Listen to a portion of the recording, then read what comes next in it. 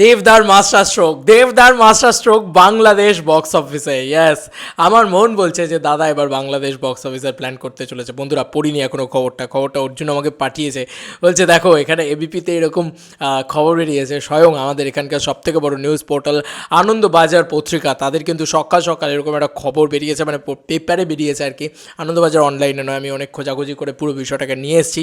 সকাল সকাল এরকম একটা আপডেট, মারাত্মক বিষয়, ব্যাপারটা জমে গেছে ভাই, জমে গেছে।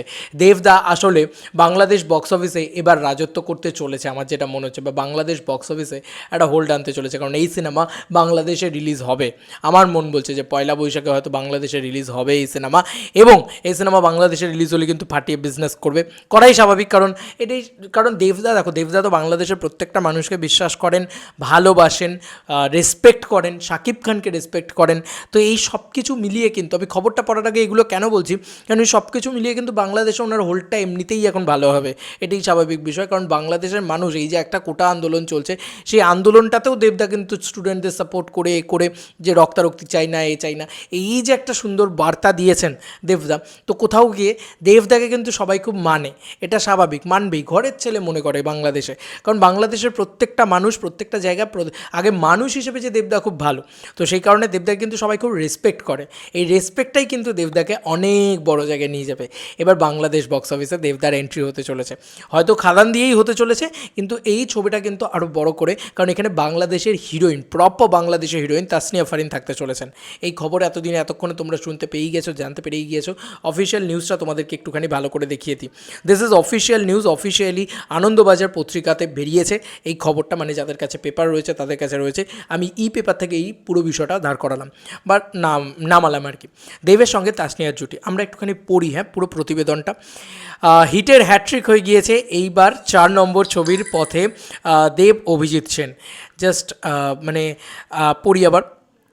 দেব অভিজিৎ সেন এবং অতর রায়চৌধুরী। সত্যি কথা, এটা এখন বাংলা ইন্ডাস্ট্রির সবথেকে বড় বিগ প্রজেক্ট। ইয়েস, এটা এখন বাংলা ইন্ডাস্ট্রি, আমাদের এপার বাংলা ইন্ডাস্ট্রির সবথেকে বড় বিগেস্ট প্রজেক্ট। কারণ দেবদা এই জুটিটাই কিন্তু 14 কোটি টাকার বক্স অফিস কালেকশন দিয়েছে। প্রজাপতি এই জুটিটাই কিন্তু 9 কোটি টাকার কাছাকাছি, মানে 6 থেকে 9 কোটি টাকার কাছাকাছি বক্স অফিস কালেকশন দিয়েছে। টনিক এই জুটিটাই কিন্তু 8 কোটি টাকার উপরে বক্স অফিস কালেকশন দিয়েছে প্রধান।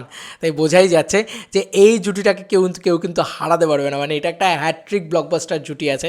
তো সেই হ্যাট্রিক ব্লকবাস্টার জুটি কিন্তু আবার ফিরছে। টনিক প্রজাপতি প্রধান, এরপর তাদের আগামী ছবি প্রতীক্ষা, ওই যে পি ওয়ার্ডটা তাদের জন্য খুব মানে সাকসেসফুল ওয়ার্ড আর কি। প্রজাপতি তো ভাই ব্যাং অন সাকসেস দিয়েছে, আবার মেডন চক্রবর্তী আসছে, দেব মেডন চক্রবর্তী ভাই, ওয়েট ফর ইট, আবার বক্স অফিসে ধামাকা করতে আসছে, ওয়েট ফর ইট। জাস্ট আমি এইটুকুই বলবো, যারা এই ছবিটাকে ঠিক নেগেটিভিটি করবি ভাই, এখন থেকেই ঠিক করে নিয়েছিস, তাদেরকে বলে রাখি যে কোনো লাভ নেই, কোনো লাভ নেই। জাস্ট নেগেটিভিটিটা করে যা, যখন বক্স অফিসটা আসবে না, আমার যে আনন্দ হবে ঝামা ঘষতে মুখে, আমার এত আনন্দ হবে। সিরিয়াল বলে যারা ঝামেলা করতে শুরু করবে, তাদেরকে বলবো দেখ বক্স অফিস কাকে বলে। যাই হোক, মানে এবার আসছি একটা করে কথায়, যেটা এখানে পরিষ্কারভাবে লেখা হয়েছে যে প্রজাপতি প্রধান এবং তাদের আগামী ছবি প্রতীক্ষা, বাংলা ছবির সফলতম ত্রয়ী এবারে নিজেদের ঘরানাতেই ভরসা রাখছেন। প্রতীক্ষা পারিবারিক ছবি হলেও মশালা ইম্প্যাক্টটা তো থাকবেই, কারণ এটা অতনু রায়চৌধুরী নিজেই বলেছিলেন একটা ইন্টারভিউতে, যে প্রধানের যেরকম আমরা ছবি বানিয়েছি সেটাতে আমাদের মজা এসছে, এবং আমরা প্রধানের মানে যে মশালা টেমপ্লেটটা দিয়েছি, সেই টেমপ্লেটটা কিন্তু সব ছবিতে আমরা ইনকর্পোরেট করব। তার সাথে আমাদের যে ঘরানা, পারিবারিক ঘরানা, সেটাও কিন্তু থাকবে। এবং পারিবারিক ছবি মানে কিন্তু সিরিয়াল নয়, অভিজিৎ সেন কিন্তু প্রপার সিরিয়াল বানায় না। সিরিয়াল বানালে গদগদে ব্যাপারটা থাকে, বা একই জায়গায় গল্পটা ঘোরে, সেইটা কিন্তু অভিজিৎ সেনের ছবির ক্ষেত্রে হয় না, এটা অভিজিৎ সেনের স্টাইল। যাই হোক, এবার আসি, অভিজিৎ সেন আমার খুব পছন্দের ডিরেক্টর, এবং ভাই দেবদা এখানে থাকে, বললাম তো এখানে থাকে। আর বক্স অফিসে এরকম নাম্বার জেনারেট করা কে করতে পেরেছে, দেখাও না একটা ছবি দেখাও যেটা অভিজিৎ সেনের মতো নাম্বার জেনারেট করতে পেরেছে। যাই হোক, আমরা খবর পড়ছি না, বারবার ইমোশনাল হয়ে যাচ্ছি। ঘরানাতেই ভরসা রাখছেন, পারিবারিক ছবি প্রজাপতির পর এখন এখানেও মিঠুন চক্রবর্তী এবং দেব একসঙ্গে কাজ করছেন, বাবা ছেলের ভূমিকায় দেখা যাবে তাদের। ভাই এই ছবি এখানেই ব্লকবাস্টার আছে, এখানেই শেষ করে দিয়েছে। তবেই ছবিতে সবচেয়ে বড় চমক বাংলাদেশের অভিনেত্রী তাসনিয়া ফারিন, বলছি তোমাদেরকে তাসনিয়া ফারিন কিন্তু সবথেকে বড় চমক। তিনি দেবের বিপরীতে থাকছেন। ওটিটি প্ল্যাটফর্মের সুবাদে এপারেও বাঙালিরাও তাসনিয়ার অভিনয়ের সঙ্গে পরিচিত। তাসনিয়া ফারিন অপূর্ব অভিনেত্রী। কারাগার এবং লেডিস অ্যান্ড জেন্টেলম্যান ওয়েব সিরিজে তার অভিনয় বিশেষ প্রশংসিত হয়েছে। অতনু ঘোষের ছবি আরও এক পৃথিবীতেও অভিনয় করেছিলেন তাসনিয়া। পরিচালক অভিজিতের কথায় তাসনিয়াকে অতনু দায়ী, মানে অতনু রায়চৌধুরী যে প্রযোজক, তিনি নির্বাচন করেছেন। আমার খুব ভালো লাগে ওর অভিনয়। দেবের সঙ্গে জুটি হিসেবে আমরা নতুন কাউকে চাইছিলাম। প্রজাপতিতে মিঠুন এবং দেবকে বাবা ছেলে হিসেবেই দেখা গিয়েছিল। একই বিষয় পুনরাবৃত্তি হতে চলেছে কি? প্রযোজক অতনুরও আশ্বস্ত করে বললেন মিল ওই একটাই জায়গাতেই, প্রেক্ষাপটের পরিস্থিতি সবটাই আলাদা।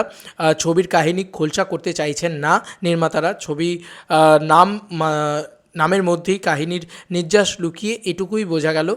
প্রতীক্ষা, একটুখানি প্রতীক্ষা, আর কিছুই না। যাই হোক, একটা সময় শোনা গিয়েছিল এই ছবি প্রসেনজিৎ চট্টোপাধ্যায় এবং দেব থাকবেন, সেই মতো প্রসেনজিতের সঙ্গে কথাবার্তাও এগিয়েছিল, কিন্তু শেষ পর্যন্ত মিঠুন ও দেবের পরীক্ষিত ম্যাজিক কেই আস্থা রেখেছেন নির্মাতারা।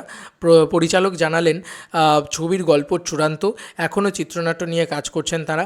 প্রতীক্ষা চিত্রনাট্য লিখছেন শুভদীপ দাস।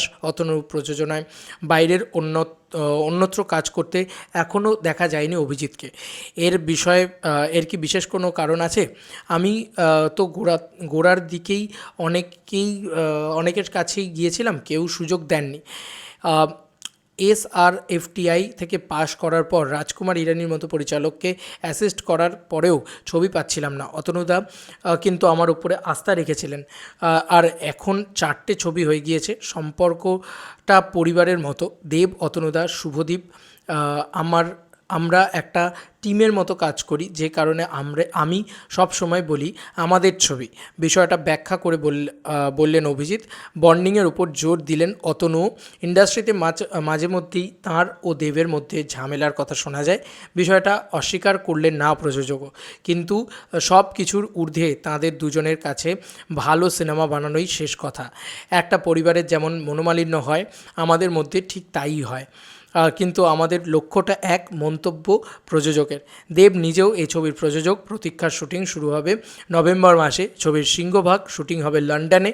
কলকাতাতেও কিছু অংশের শ্যুট হবে। বেঙ্গল টকিজের ছবি সাধারণত শীতের ছুটিতে মুক্তি পায়, তবে এবার তা হচ্ছে না। শীতকালে মুক্তি পাবে দেবের খাদান। এখানে পরিষ্কারভাবে কিন্তু খাদানের নাম লিখে দেওয়া হয়েছে। Sorry for the noise. তা যাই হোক, যেটা বলার যে এই জুটিটা যে তাসনিয়া ফারিন, এই যে উনি থাকছেন, এটা আমার মন বলছে যে দেবদা একটা মাস্টার প্ল্যান খেলতে চলেছেন। এখন অবধি তো কিছু ডিসক্লোজ করবেন না, তবে এই ছবিটা মানে আমার মনে হচ্ছে যে বাংলাদেশের কিছু পরিমাণ মানুষজনেদের যেহেতু রাখা হচ্ছে, সেহেতু বাংলাদেশে একটা রিলিজের প্ল্যান কিন্তু করা হবে। বাংলাদেশের একটা নিয়ম তোমরা নিশ্চয়ই সবাই খুব ভালো করে জানো, যে বাংলাদেশে রিলিজ করার কিন্তু একটা বড় দিক হচ্ছে বাংলাদেশের আর্টিস্টদেরকে রাখতে হবে। তো বাংলাদেশের আর্টিস্টরা কিন্তু এই ছবির ভিতরে থাকছেন, তাহলে এই ছবি কিন্তু বাংলাদেশে রিলিজ হওয়ার একটা সম্ভাবনা দেখা দিচ্ছে। তাহলে বাংলাদেশের বক্স অফিসটাকেও কিন্তু দেবদা এবার হোল্ড করতে চলেছেন। এবং এই যে ছবি মিঠুন চক্রবর্তী, দেবদা, এটা বাংলাদেশে খুব পপুলার আর কি। এবং প্রজাপতি আই থিঙ্ক সবাই দেখেছে, এবং প্রজাপতি খুব পপুলার একটা ছবিও হয়েছে। তো এইটুকু চোখটা বন্ধ করে বলা যেতে পারে যে এগেন 10 কোটি টাকা তো ধরেই রাখো, কম করে বলছি 10 কোটি টাকার বক্স অফিস ধরে রাখো, কারণ যেখানে দেব আর মিঠুন চক্রবর্তী আবার বাবা ছেলে হয়ে গেছে না, ওখানেই ধরে রাখো 10 কোটি টাকা চলে এসছে প্রথম। সেকেন্ডারি হচ্ছে এই যে জিনিসটা আমি বললাম না, যে তাসনিয়া ফারিন আবার বাংলাদেশ, আর বাংলাদেশের একটা হিউজ বক্স অফিস কালেকশন আসতে চলেছে। আর দেবদার গুডউইল বাংলাদেশে ভয়ঙ্করভাবে কিন্তু গ্রো করে গেছে। তোমাদের আর কি মতামত এন্টার ভিডিওটাকে নিয়ে জানিও কমেন্ট সেকশনে। চলো বন্ধুরা, নতুন কোনো ভিডিওতে দেখা হবে। বাই।